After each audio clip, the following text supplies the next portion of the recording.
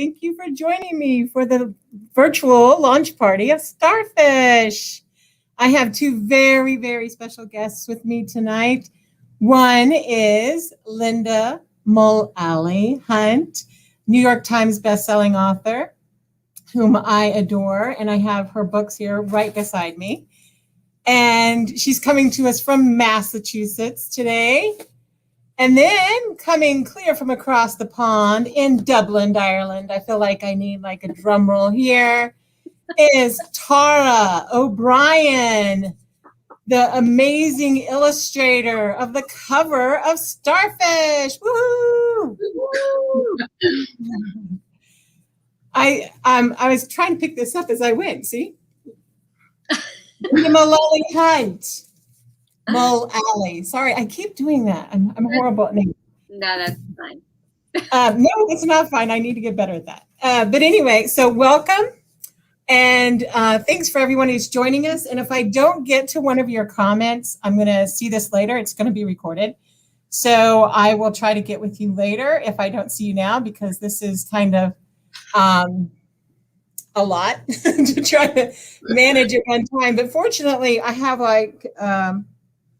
we have an Oz behind the curtain. Her name is Kelsey, and she's making all this happen. She's doing all of our tech for us, and she's absolutely amazing. And I'll also be sending out a link about her on my Twitter. So if you ever need something like this, you can use her. So you want to get started? Lynda is going to lead the way. She's our fearless leader for the evening. And so I will let her take it away. And I hope to see some people from Ireland chiming in. Hi,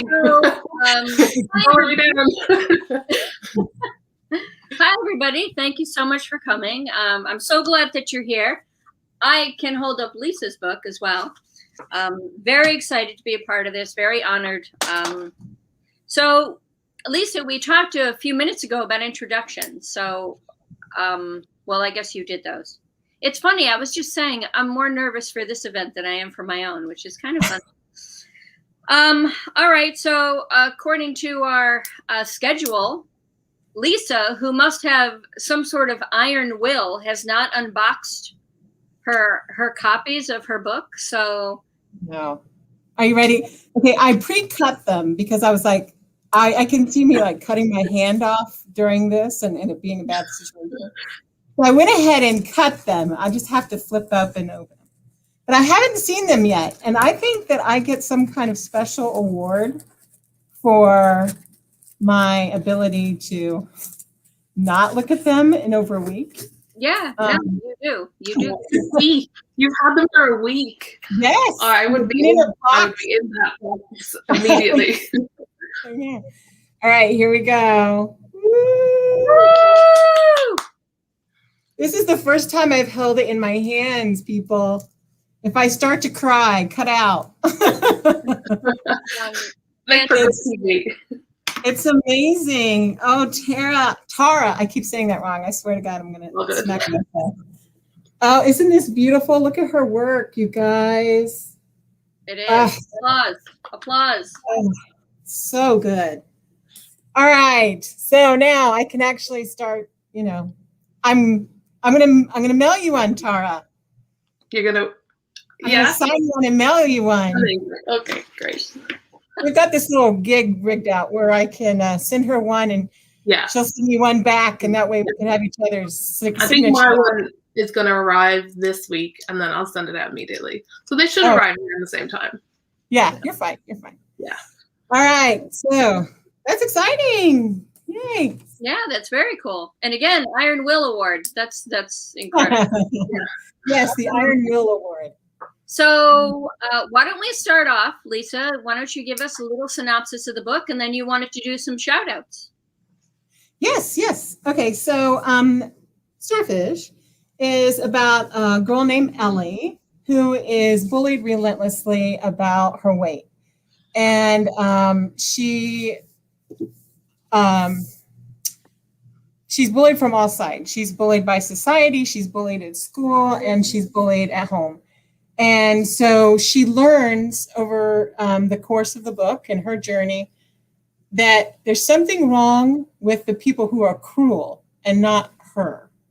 And then she also learns that she has a right to be seen and to be heard and take up her space and her place in the world. And if you see, you know, every time I look at this cover, I just smile so big. Tara is amazing. But you can see she's starfishing. If you think of the shape of a starfish, she's starfishing.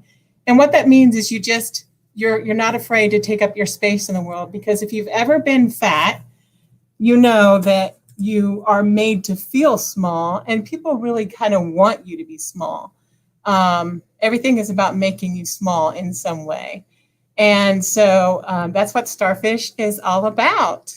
And to give out shout outs, I would love to give a shout out to my amazing editor, who is also Lynda's editor, the amazing Nancy Paulson.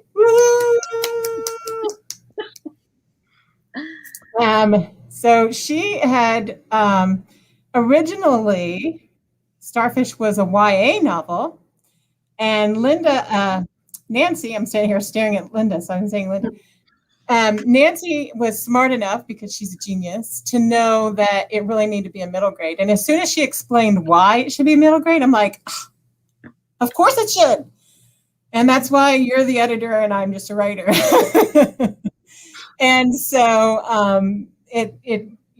rewrote it, and it became a middle grade, and it's exactly what it should be. And I can't thank her enough for it. And look, Sonia Sones, who is a mentor of mine turned friend. And she's an amazing author herself in free verse. And this is one of the books, Sonia Sones' book, my favorite book of Sonia's, that I'll be giving away tonight. So if you comment on Twitter and you tag me and you talk about something you saw or you heard during this, then you have a chance to win one of 10 books. So there you go. And then I also want to give a shout out to Liza Fleisick, who is my agent, and she's amazing. She's like a cheerleader, and I'm going to have to get her a cheerleader outfit. I told her this last week. She's not so into it, but I think I'm going to have to talk her into it. So, because she's amazing, and she understands me and my writing, and is such a huge supporter of Starfish and Ellie. And then I want to thank also Carrie Ann Holt, who wrote a blurb for the back of the book of Starfish. I'm trying to get to her book here. House Arrest. She's an amazing poet as well. And so thank you, Carrie. And then Padma. She wrote The Bridge Home, and this is also one of the books you could try to win. So thank you, Padma, for putting a beautiful blurb on the back of Starfish. And again, here's Carrie Ann Holt, K.A. Holt, who wrote a blurb as well. So I have a lot of people to thank that got here tonight. How about you, Tara? Do you have any people you want to thank? You? Yeah, the whole team, like you've mentioned most of them. The person I was in contact with at Penguin was Laura and Kelly, and big thank you to them. They were amazing to work with. Yeah. The first time they sent me your draft, the first draft of the cover, I cried, because I was like, if this is the first draft, we're golden. We're golden. I mean, it was amazing. So, thank you, Janet. All right. I can't remember. See, this is why you're in charge, Lynda, because I can't remember what we're supposed to do next. Well, actually, I'm going to change the order a little bit. And why don't we go to Tara and hear about her process of creating this beautiful cover, since that's what we're talking about. Sure. Sounds good. Sounds good. So this was over. Like, I'm not going to get the order quite right, because this was 13 months ago, maybe. Penguin got in contact with me, gave me a quick rundown of the plot, and I was sold immediately. I was like, oh my God, this is my life. So I was over the moon. Like, I hadn't read any of the book, but I could already tell, like, I was going to cry. Like, I was like, I was so excited. So eventually got the first draft. I think there was still like chapters and stuff missing from it, but it was, so I feel very privileged. Did I get maybe the YA version? Yes, you got the YA version. I feel very privileged.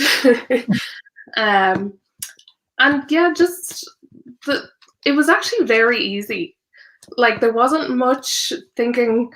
I knew that I wanted Ellie to be starfishing, and the few sketches I sent over all had Ellie like that.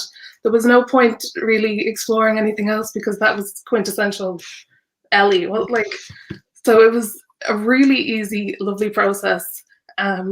One of them was signed off on pretty quickly, and yeah. I love how well, because I obviously follow you, I love how well you draw fat people. Thank you. You make them beautiful. I mean, because they are, but you do it in such a good way. They're just beautiful. They're just beautiful. And then you put my pug on it, which made me cry. Oh yeah. When they showed yeah, you can't forget Gigi. Yeah, Gigi. She's amazing. Yeah. And then I was like, oh no, she grew my Gigi. I was crying. Awful. But you're amazing. So what medium did you use on that? So actually, during the last year, I've been very reliant on an app called Procreate. So it's all on my iPad. But This project was probably one of the last projects where the initial sketches were done in pencil and paper. So it's kind of like, I definitely want to get back to those roots of pen and paper, pencil and paper. But yeah, it's kind of nice that this one it sticks out because I'll send you the sketches actually. Oh, cool. Somewhere in the archives. Yeah.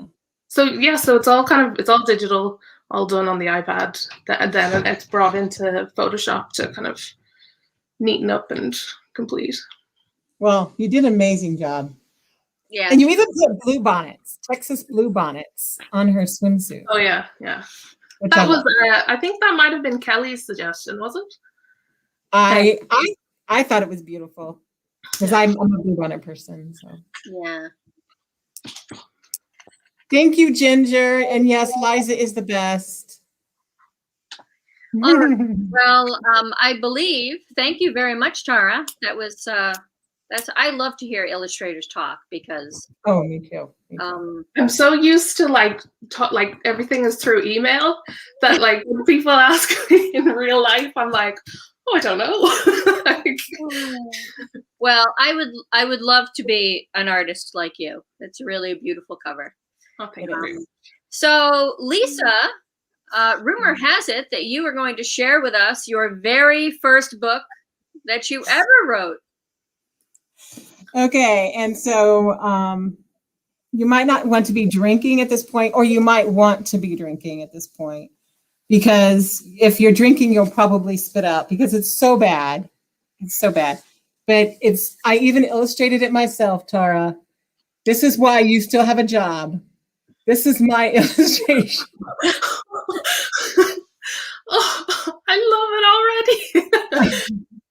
The rabbit that did not know how to jump, right? I think it's first grade or second grade. No more than second. It's horribly written, and you're going to see how many plot problems, dialogue problems, pacing problems there is. Okay. I'll try not to laugh too hard because every time I read this, I just crack up. The rabbit who did not like to hop. Father knocks on the door. Now, where Dad's been all night, I have no idea. That's a whole other book. Mother answers the door. Good morning. All kids, good morning, Daddy. So it reads like a play, not a book. Oldest, let's have a race. Smallest, but I don't like to jump. Next to oldest, ha ha ha. Father, shut up. You're going to race, and if you don't win, I'm going to send you to bed. Smallest and father, there's a big scribble, so I'm assuming that they cussed, and I edited that out. I don't know. Next to the smallest, let's start. Father, okay. Mother, what are you doing? Smallest, mommy, do I have to? Yes, you have to, and you have to win. Now, mom doesn't even know what they're doing. See all the problems with this book. Smallest, but mom, all to the smallest. Shut up. So apparently, shut up was a big thing when I was little. Father, let's have some fun. Let's start. Mother, wait a minute. Where are you going to have a race? Oldest, here. Why? Mother, I just like to know. Father, let's start. Kids, okay, Daddy. Father, we're going to run down there and back, and the one who wins will get a prize. All kids, goody, goody for Daddy. Mother, I'm going to fix lunch. So now it's already lunchtime. So, see the pacing is really off here, really bad. Father, let's start on your spots, get mark, get steady, and go. See, I can't even write correctly. Smallest, I won. What's my prize? Father, hold on. You will get your prize tonight. All kids but the smallest. But that's not fair. Father, let's go eat. I'm hungry. Mother, go wash your hands and sit down. Kids, okay. Mother, after we eat, go to bed. Kids, okay. And see, it's very fast paced. Picks up the pace. Maybe needed a little more detail. Mother, I'm going to wash dishes. Father, at midnight, I'm going to get Cheryl out of bed. So now the rabbit has a name, which she hasn't had before, and show her prize. Mother, what is it? I'm going to let her go get a puppy from the pound. I don't think it's wise to give a puppy to a rabbit. I'm just thinking of all that could go wrong. So, Mother, that's a good prize. And why does a pet store open at midnight? I do not know. Father, I'm going to wake her up now. Smallest, what do you want? Don't you want your prize? Oh, yes. Get up and get dressed. Smallest, goody, goody. Good and goody must also follow shut up when I was a child. But, okay, don't wake everybody else. Let's go. We're here. Smallest, I'm going to get a puppy. And they lived happily ever after. Wow. You see how many problems there was? Stunning. That is phenomenal for a first and second grader. What are you talking about? Second grade. That's like, I mean, 7 come on. years of age. Yeah, great. Yeah, I don't know. 6, I don't know. I always forget ages with things, but I read that and I go, I'm so glad that Nancy Paulson didn't see that book before she signed a contract with me to write a book. She'd be like, yeah, you have no talent. You're I don't know. talent. I see beginnings of character development. Yeah. When you held it up quickly, as a former teacher, your spelling is phenomenal for second grade. So, Oh, really? just, give yourself another award. Yeah, now there you go. Yeah. All right, so let's jump into some questions. You ready? Uh-huh. Right, Sure. so, as a fellow author, what I was wondering as I read the book, I know that with myself, there are some things that I drop into a novel that really come right out of my real life. And then there are other things I fictionalize because that serves the book better. So could you tell us the things in the novel that are true and from your real life, and some of the things you fictionalized and why you did that? Well, without giving away too many spoilers, the relationship that Ellie has with Gigi is very true to the relationship I had with Gigi, the one and only Gigi. Let's see if I can grab my picture frame. Oh, The one and only Gigi. so good. Glare there, but she had more clothes than I did. And she was so cute. But so that was true. The scene where the family's watching television, that was true. The scene where they're in the restaurant was true. The scene where she's going down the hall and how people treat her when she's walking down the hall is true. The incident in math class with the chair is true. Yeah. I'd hope that one wasn't true. Yeah, That's awful. It was. So a lot of them were pretty much exactly what happened.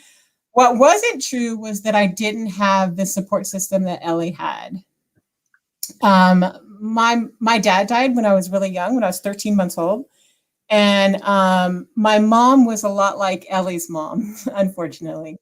And so I didn't have the support that she has with her dad. And I am a survivor of several childhood traumas. And so that taught me not to talk about things. And so for years, I didn't talk about anything that was happening to me or how I felt about it. And so then, I didn't have the therapist to talk to. So I didn't have that. I did have, though, Mrs. Poshon, the librarian, who was amazing. She's named after the librarian that I had in elementary school. And she always greeted me with a smile, and she was always asking my opinion on what I thought on books, and she was recommending books to me, and she was just amazing. And that's why I put in there about librarians and how amazing they are to kids as like a lifesaver to kids who are who need a refuge. Libraries are refuges for people, and yeah. So I don't know. Did that answer your question? It did. It did. Yeah. And I guess I can segue into the next one. Before I do, I'm sorry that you endured those things as kids. I mean, as a kid, all of us who write for children, I think, really feel obviously strongly that kids should be respected and loved and protected and championed and all that. And what a testament it is to you, Lisa, that you are sitting here with a debut novel with one of the biggest publishers in the world. You're marketing, a library, and apparently doing that very well from what I can tell. So that's pretty amazing, really. I'm not at a loss for words very often. The Irish rarely are, right? So let me go into the next question of bullies. Your portrayal of bullies is heartbreaking and genuine, and now we know why. Would you say those experiences as a child still affect you today? Oh yeah. I'm always in what I call hyper vigilant. I'm hyper vigilant for a number of reasons. Because of the different childhood traumas, not just the bullying. But I every time I walk into a room, I brace because I'm just waiting to see, is this a fat friendly room or not? Am I gonna start getting the stares or the laughter or the comments or, and so you kind of have to read the room wherever you go. And so yeah, it definitely stays with you. And I think that's really my biggest concern is that the kids of today and the kids in the past really, that they're not, that, if we don't stop this from happening to kids, it stays with you the rest of your life. It's so amazing to me, some of the people who've read it before it even came out today, and they will send me private comments after they've reviewed it that talk about horrible things that happened to them that are similar to what happened to Ellie and to me. And you can tell it's never going to go away for them. And it's not, it gets easier to deal with as you get older and process, but, process through what all has happened to you. But it doesn't mean that the memories aren't there and that you don't have that trigger response. When somebody says something, it can trigger what happened years ago and all that. So, yeah, definitely. Well, your portrayal of good friends good, decent, loyal to the end, cheerleading friends. I love Viv and I love Catalina.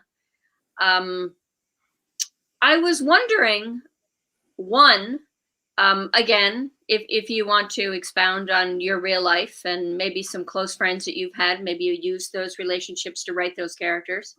But I was also curious as a writer, I guess, why you had Viv leave and Catalina come in. I was curious about that.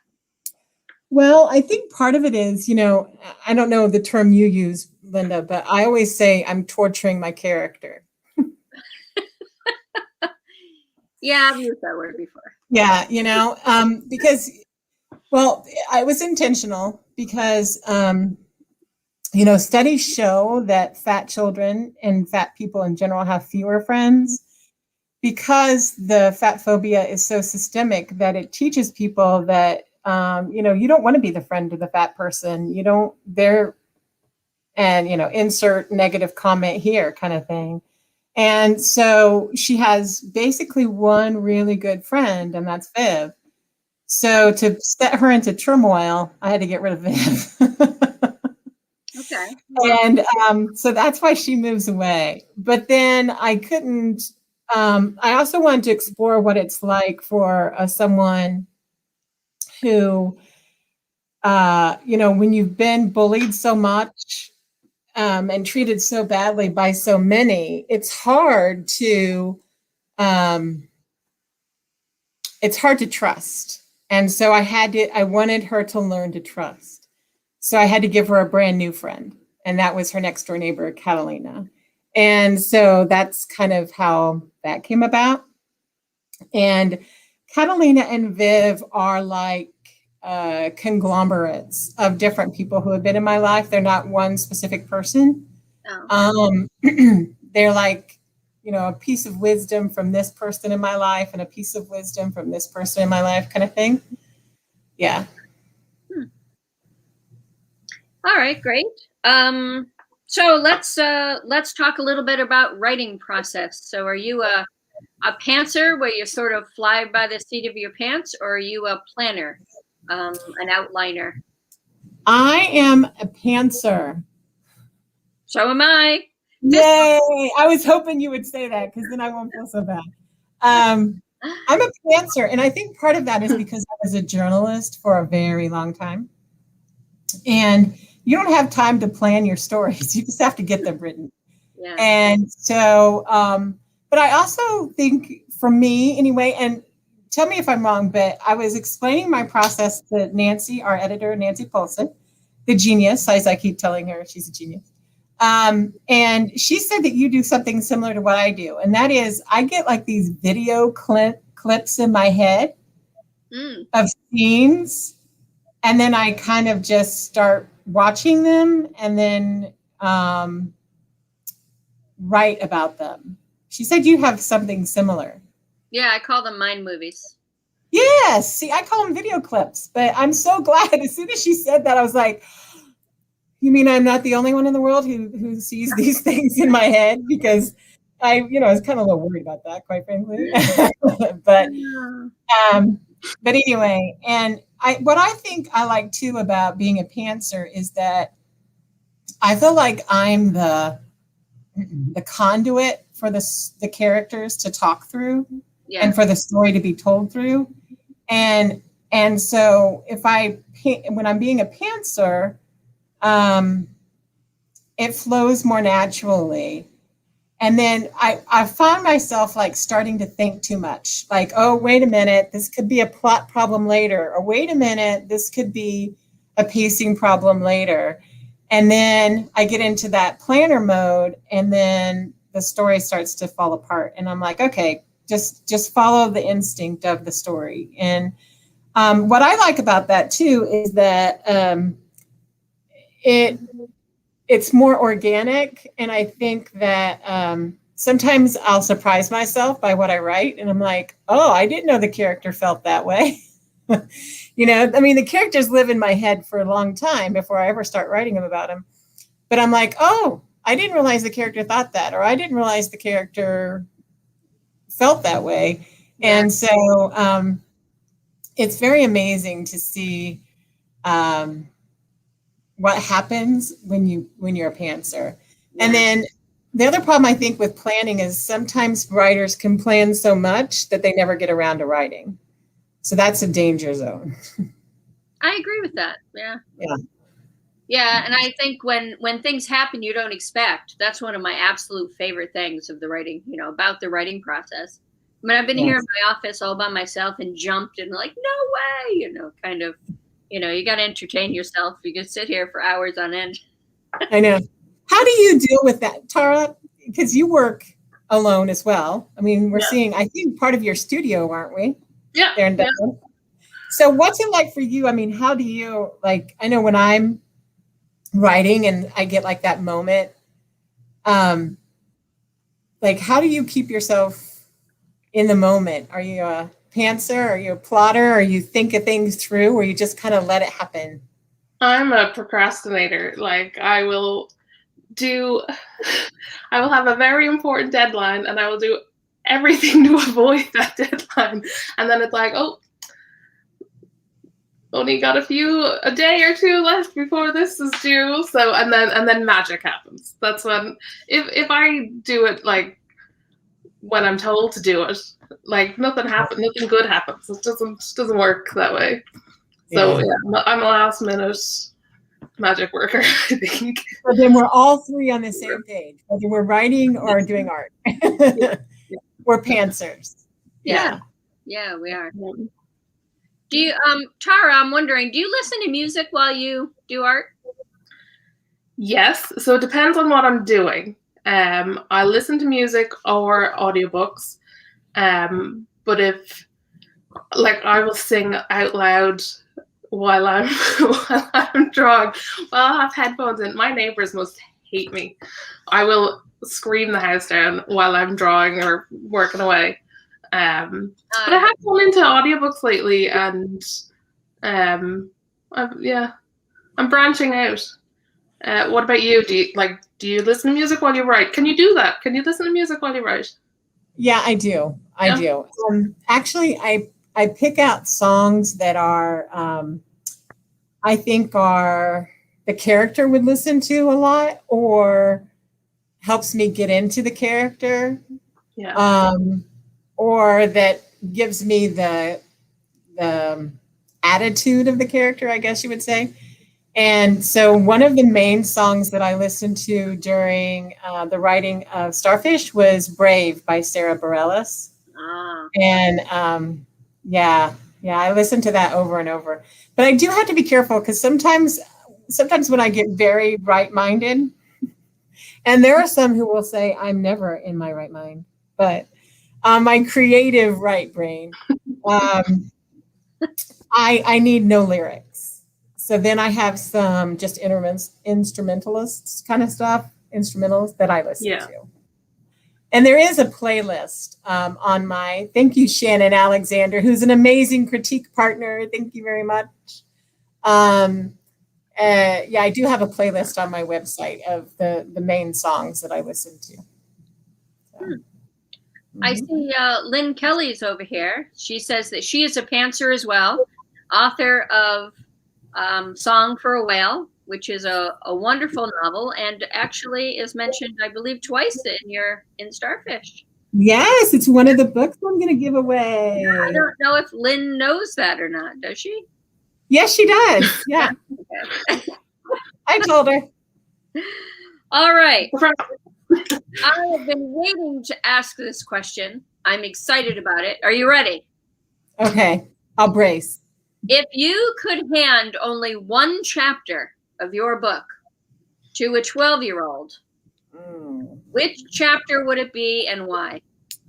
Oh, crap. Well, that's hard to do since it's in poetry, but probably the segment where she stands up to the guys in the hallway, because it's the first time that she really just lets people know, I am done.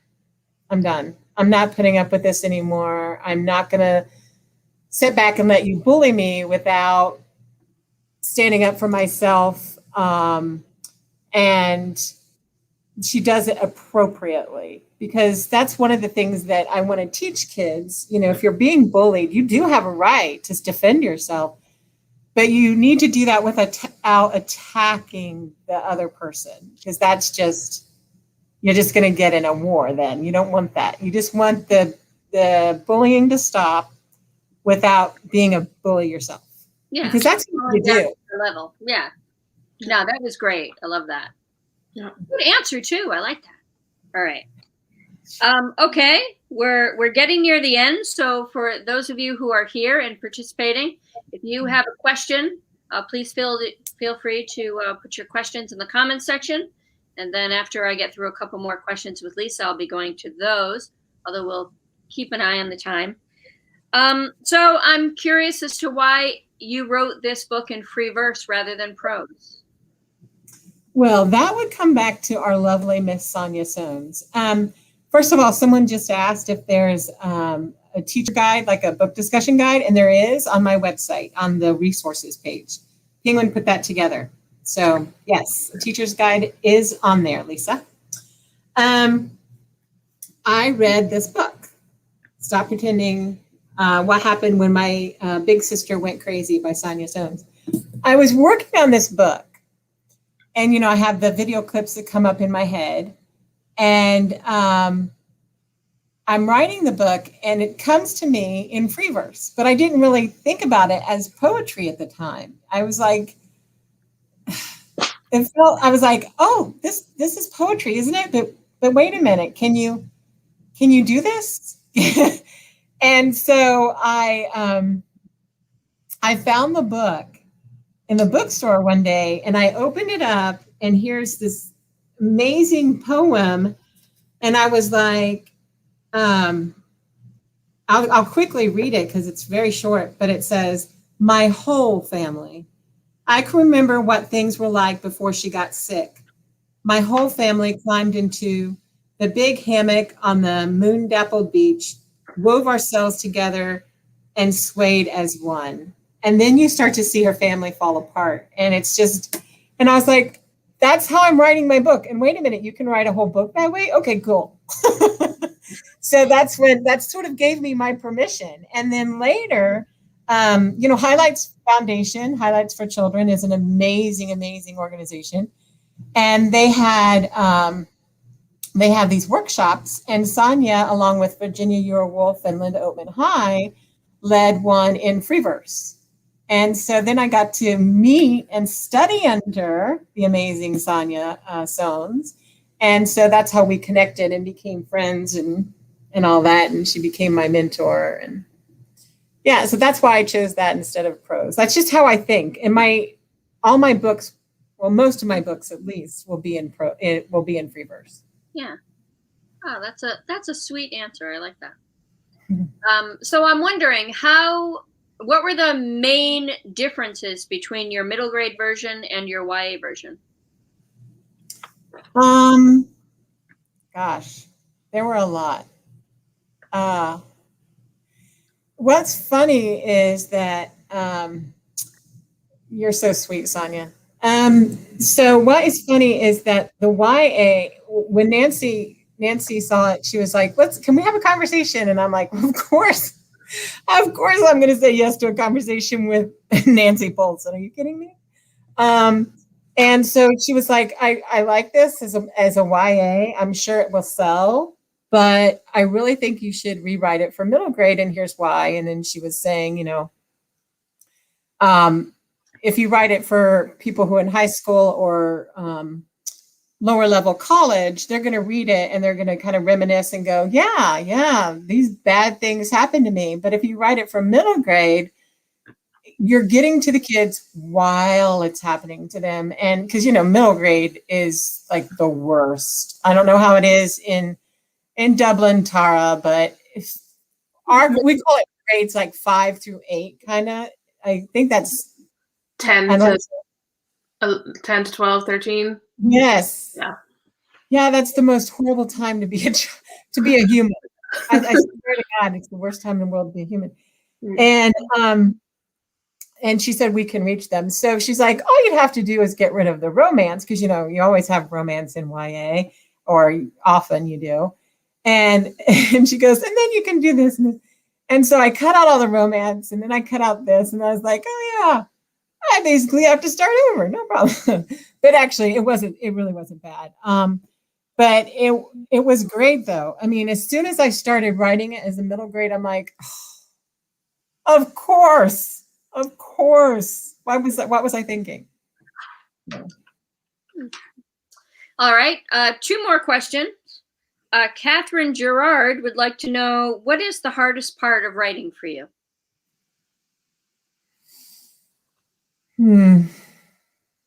Well, I think it just depends. For Starfish, it was really hard because I was working full time and then taking care of my mom who has Alzheimer's. She's in late stage Alzheimer's now. So I was working 8 hours a day and then taking care of my mom the other 16 because she stayed at my house with me and trying to write. So that was the hard part, just finding the time. And so in a bad way, yet, it's, whatever it is. But the worse she got, the more time that she slept, which helped. And I know that sounds bad, but that actually became easier on me when she slept more. And so that was the hard part for that.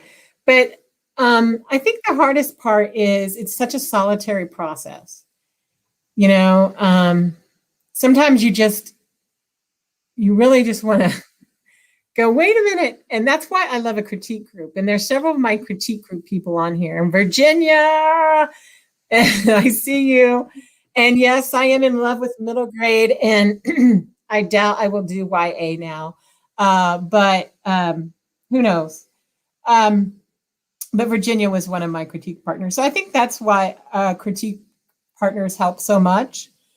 But I think the hardest part is that you're just, you write by yourself and then you email it to someone and they email it back. And there's no like face-to-face talking it through. I mean, you can always call, but, I don't know. It's not like, I work in a library full time. That's my day job. And, if you need people, they're around, right? And you need to bounce ideas off of people, they're around. But when you're a writer, you're all by yourself in it. And so that's kind of hard. That's why I keep the jar. Do you see the jar behind me? And I can't see, that's flipped me. So I'm mirrored. So I'm not even, you're just going to have to find the jar because I can't find it with my fingers. But anytime anyone says something good about Starfish, I print it off and put it in the jar. And that just kind of keeps me motivated since it is such a solitary thing, writing is. That's a cute idea. Very cute. Yeah. Yeah, that's really cool. All right. Well, the last question I have is there any question you wish I had asked you? No, not really. I think you did a really good job. I think you do have a future in journalism if you ever choose to. Okay. Well, I'll let Nancy know. Yeah. Tell Nancy Wilson you're not going to meet your next deadline. You're going to be a journalist. No, I'm not going to leave. I love being an author. We're blessed, very blessed. What would you, Tara, sorry, I keep doing that. Do you, is there something you want to talk about just being an illustrator? Because you do all kinds of things. I've seen you just do that wonderful thing on reading for Dublin. Oh, that was fun. For Ireland. Yeah. Ireland Reads, yes. Yeah. That was a big readathon that we had recently. The whole of Ireland pledged, like, I should know the number, but it was like a ridiculous amount of time to reading 2 weeks ago, I think. Yeah, I got to work on the website for that. That was great. Yeah. Oh, they're beautiful. They're beautiful. Thank you. Yeah. All right. Well, those are the questions that I have. If we have a great question from Kelsey Bentz. She wants to know what your next project is. When you're a writer, I think you're always working on a project. So, but yes, I have one in particular that I'm focusing on right now because there's like 18 billion in your head and then like maybe 20,000 on paper. And then you kind of start working on one in particular. If you're like me, anyway. So yes, my next project, I will give details more about that later. Not to be coy or cryptic, but to... No, that's how it works. yeah. Some authors share, some don't, and I know for I will soon. messes with the book if they share things. So better to keep that under wraps. So we have a lot of giveaways, where you have a lot of giveaways. So yes, we have Stop Pretending, which I keep referencing. We have Bridge Home. We have House Arrest. We have Song for a Whale. We have, obviously, one for the Murphys, which is, I have to say, my favorite one of yours. Oh, well, thank I love you. that. I love that one. I love them all, but that's my favorite. Fish in a Tree, and I'm not going to be able to hold any more in one hand. And then Shouting at the Rain, also by you. And then because it's set in Texas, I'm including this picture book. Oh, nice. And then because I mentioned Selena, this gorgeous picture book on Selena. Yeah. So make sure that you tweet and tag me about something that you saw or heard or learned or whatever. And I'll enter you into the drawing. And I'm trying to decide, help me decide, should I give away like 2 to each person and give to 5, or should I give to 10, or what should I do? I don't know. I'd say 1 book a person, but you could have a repeat winner. Oh, the universe smiling you down, down on a particular person. Yeah, I like that idea. Yeah. Who is my favorite character to write in the book? That's someone just asked me that. Oh yeah, good question, Tessa.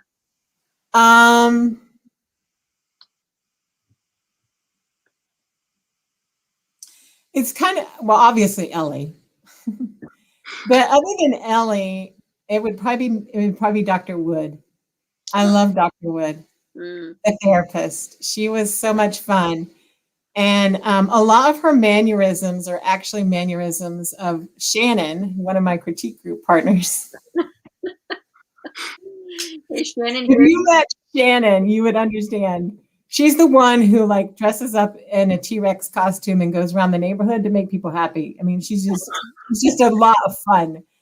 And so, some of her mannerisms was that. So, yeah. I'm trying to see if there's any other questions in there before I do that. Do we have any questions for Tara? And maybe we can suggest that when people make a comment to enter the giveaway, they could use Starfish as a hashtag. Oh, that'd be great. Then they'll gather them all up in one place. Yeah, that'd be great. See how smart you are, Lynda. That's why you're the moderator. And I'm just sitting here. Lisa, can I ask a question? Sure. Yeah. Why did you choose Texas as the setting? Texas? I lived in Texas for a while. Yeah. I live in Indiana right now, but I lived in Texas for a while and I loved it down there. And I actually didn't want to move back to Indiana because I hate the snow and ice and cold. I'm not that girl. I would rather be 110 than it be 40 below zero. And but I was my mom's healthcare representative and all that. And she started having health issues even before the Alzheimer's. And I couldn't convince her to move to Texas. So I had to move back to Indiana. But I love it down there. And it has its own culture, good and bad, like all places. But I really liked it. And I love seeing the bluebonnets. Every April, the bluebonnets just sprout up and they're absolutely gorgeous. And they're everywhere. And of course, the food is amazing. because I love Tex-Mex food, you know, like enchiladas and stuff like that. So, Yeah. and I miss that really badly. I like really good Mexican and Mexican American and Tex-Mex food. But it's really different because, you know, people, it's what's so funny is when I moved from Indiana to Texas, people said, well, are you going to go to like Houston for the weekend? And I'm like, Houston's a 10-hour drive from here. Because people forget how big Texas is, right? And I'm like, that's a 10-hour drive. I don't think I'm going to head down there just for the weekend. Yeah. I might fly down, but I'm not going to drive down. Yeah. Oh, here's a question. There was the scene where, good question, Lisa. Good question. The scene where she confronts her mom and the big confrontation. There's several kind of what I call mini confrontations for her mom. But the big confrontation she has after the incident with Gigi, I'm trying so hard not to give spoilers for people who haven't read it yet. And that's kind of hard. I feel like I'm talking in circles. But there's a scene where she confronts her mom. And let's just say that when I do poetry readings, I will never read that poem out loud. It's way too emotional for me. And it was very hard to write, and it would be very hard to read. And Lynn Kelly, what part of Texas? I lived in Irving, and I worked in downtown Dallas. So North Central, Northeast Texas. Oh, great question, Shannon. Take that one, Tara. Oh, me. Yeah, my website is taraobrien.co, C-O, and there's a shop. It's fairly quiet at the moment, but it'll be up and running soon. Thank you. Yes. O'Brien. taraobrien.co. My name. O'Brien. Yes, O'Brien. Yeah. There you go. Yeah, I'll put a link in there, and I'm always telling people about you. So yeah, you're very good for that. Thank you. Yes. So, Tara, were you one of those little kids who was drawing constantly? Say that again? Were you one of those kids who was drawing constantly? Oh, yeah. I really wanted to be a fashion designer. And sadly enough, my guidance counselor in the school said that I was too fat to be a fashion designer. Skinny people could do that. So I changed lanes and ended up in illustration. So it worked out well in the end. But yeah, I walked around with a big folder full of drawings the whole time. Well, I think that you would be a great fashion designer because I've seen pictures of you on Instagram and you have a great sense of fashion.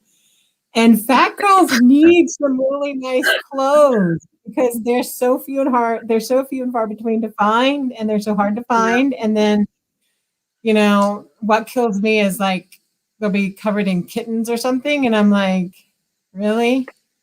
I don't know. In America, anyway.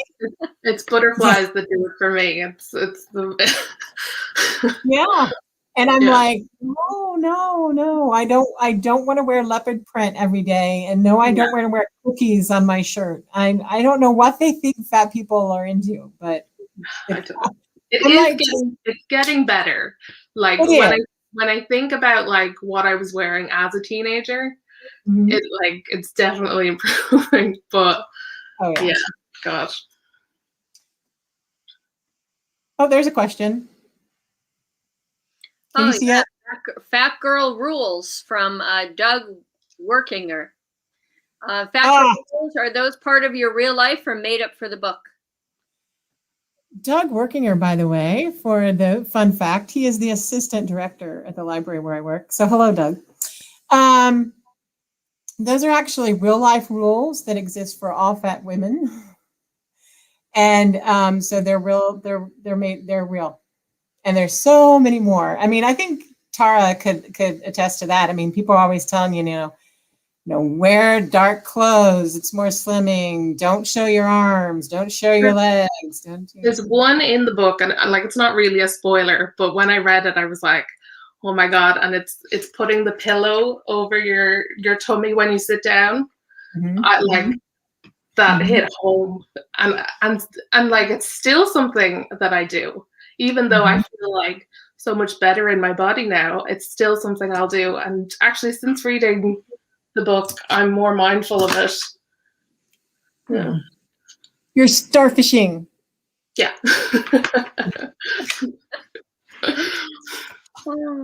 Oh, here's a question for Tara. Pigeon toed. That's what's pigeon toed? I don't know what that means either. Is that the legs? Toed is when your feet are toward each That's other. how I stand. Yeah, like most of my fat ladies are just kind of iterations of me, and that's how I stand. Good question. Yeah. I didn't even know what she meant by that either. Well, this has been fun. It has. It's been spectacular. Yeah. Congratulations, you guys. Thank you. I appreciate you joining me. Oh, yeah, it was a pleasure. Yeah. So fun. Yeah. Well, thank you, everyone in the audience. I'm trying to keep this. We've got like 3 minutes. If you want to ask any more questions, now's your time. That hour flew by. That was an hour. And it's late for you. Bless your heart. It's 5 hours. I'm a night owl though, so it's okay. I'll be up for another bit. I'll start work now. Yeah. I know most artists I know are night owls. Are you a night owl, Lynda? Oh, yeah, definitely. What is it about artists? Pardon? What is it about artists? We do everything at night. I don't know. I think It's the most quiet. when all of my kids are home, I mean, they're grown now, but when I started writing, like when I was writing the Murphys, I had high schoolers, middle schoolers. And so when everybody was home and in bed and everybody was safe, but the house was quiet, I wrote Murphys mostly between 11 p.m. and 4 a.m. Oh, wow. Wow. But as I've gotten older, my clock shifts a little bit. I just hate getting up in the morning when it's dark in the wintertime. I can't do it. If the sun's not up, I don't think I should be. No. It's sort of my... Yeah, I don't mind it being dark, but I don't like it when it's cold. Yeah, no. And here we both are in the cold. It's cold where you are too, right, Tara? Yeah. It's always cold here. Yeah. We get summer for like maybe 3 days. Well, actually, Lisa, the book was set in Texas and you were talking about all the ice and snow, so I thought you were in Texas. Oh, the ice and snow in the book, you mean? No, well, actually, before we went live and we were just sort of, chit-chatting. Oh, yeah. No, I'm in Indiana.